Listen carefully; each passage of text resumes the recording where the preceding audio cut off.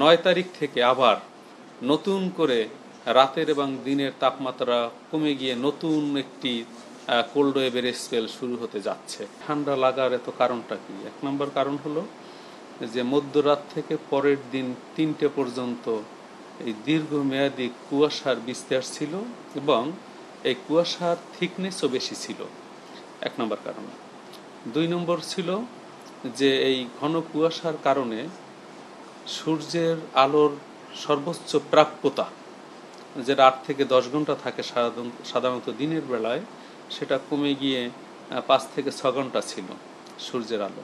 সুতরাং এই ঘন কুয়াশা এবং তার ব্যক্তিকাল বেশি হওয়ার কারণে ভূপৃষ্ঠের সূর্যের আলোর প্রাপ্যতা কমে গিয়ে ভূপৃষ্ঠকে উত্তপ্ত না করার কারণেই বাতাস ক্রমশ ঠান্ডা হয়েছে দিনের বেলা। 3 নম্বর কারণ, উত্তর দিক থেকে বাতাস এবং উত্তর পশ্চিম দিক থেকে হিমালয়ের পাদদেশ থেকে শীতের হিমেল কনকনে বাতাসের অনুপ্রবেশ অনবরত ছিল বাংলাদেশের দিকে, ফলে তাপমাত্রা কিছুটা কমিয়ে ফেলেছে এবং বাতাসের গতিবেগ কিছুটা বেশি থাকার কারণে ঠান্ডার অনুভূতির তীব্রতা ছিল। 4 নম্বর কারণ হলো বাতাসের জলীয়বাষ্পের পরিমাণ অনেক কম। বাতাসকে শুষ্ক বাতাস বলা চলে। জলীয়বাষ্পের পরিমাণ 30% কম, কোথাও কোথাও 20%-এর নিচে নেমে এসেছিল। ফলে এইরকম বাতাসে জলীয়বাষ্পের পরিমাণ যদি কমে যায় তাহলে শীতের অনুভূতি বৃদ্ধি পায়। 5ম কারণ হলো যে বাতাসের উচ্চ চাপের একটি বলয় ছিল একদম উত্তরপ্রদেশ, মধ্যপ্রদেশ, বিহার, ওয়েস্ট বেঙ্গল হয়ে বাংলাদেশের পশ্চিমাঞ্চল জুড়ে। এই ধরনের কন্ডিশন থাকলে বাংলাদেশে বাতাসের গতিবেগ বৃদ্ধি পায় উচ্চচাপ বলয়ের কারণে এবং শীতের অনুভূতি বৃদ্ধি পায়। 6ষ্ঠ কারণ, যে আপনারা জানেন ঊর্ধ্ব আকাশের বাতাস, একে জেড স্ট্রিম বলা হয়।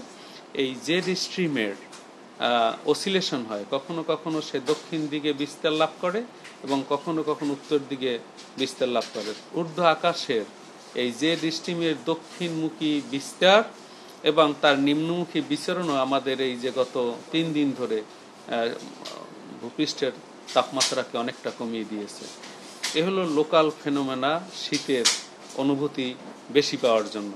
আর একটা 6ষ্ঠ কারণ আমি না বললেই নয়, যে সর্বোচ্চ এবং সর্বনিম্ন তাপমাত্রার পার্থক্য যদি 10 ডিগ্রি সেলসিয়াসের নিচে নেমে আসে তখন শীতের অনুভূতি বৃদ্ধি পায়। কিন্তু এই সর্বোচ্চ এবং সর্বনিম্ন তাপমাত্রার পার্থক্য যদি 5 ডিগ্রি সেলসিয়াসের নিচে নেমে আসে তাহলে এই শীতটা হাড়ে লাগে, মানে হাড় কাঁপুনি শীত বলে একে আর কি।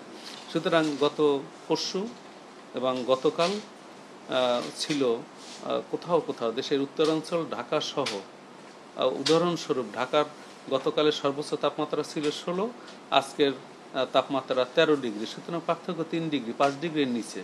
সেই কারণে ঢাকায় কিন্তু শীতের অনুভূতি অনেক বেশি, এর তীব্রতা রয়েছে।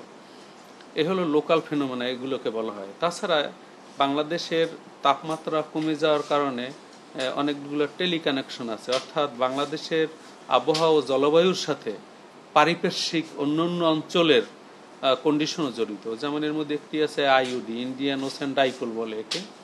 এই কন্ডিশনটা কিছুটা নেগেটিভ থেকে নিউট্রাল পর্যায়ের মধ্যে ভাইব্রেট করতেছে। এই কন্ডিশন যদি থাকে তখন আমাদের পশ্চিম বঙ্গোপসাগর এবং আরব সাগরের তাপমাত্রা কমে যায়। সমুদ্রপৃষ্ঠের তাপমাত্রা কমে গেলে ভারত উপমহাদেশ সহ বাংলাদেশ, মায়ানমার এইসব অঞ্চলের তাপমাত্রা কিছুটা কমে যায়। সুতরাং আইইউডি ফেভারেবল ছিল। লানিনা কন্ডিশন নিউট্রাল কন্ডিশনে আছে, এইরকম কন্ডিশনে থাকলেও বাংলাদেশে কোল্ড কন্ডিশন বিরাজমান। সেই কারণে একে বলা হয় টেলিকানেকশন। সুতরাং এতগুলো যে নিয়ামকের কথা বললাম, সেই নিয়ামকগুলো সহায়ক ছিল, পাশাপাশি লোকাল ফেনোমেনাগুলোও অ্যাক্টিভ ছিল। ফলে এই যে স্পেলটা চলে গেল, এই স্পেলটার কারণে সমগ্র বাংলাদেশের মানুষ খুব ঠান্ডা অনুভব করেছে এবং আমরা আমাদের পর্যবেক্ষণ, আমাদের গাণিতিক মডেলের বিশ্লেষণ এবং অন্যান্য পর্যবেক্ষণ ব্যবস্থায় এরা স্পষ্ট যে আজকে থেকে দিনের তাপমাত্রা 1 থেকে 2 ডিগ্রি সেলসিয়াস বৃদ্ধি পাবে, রাতের তাপমাত্রাও সামান্য বৃদ্ধি পাবে।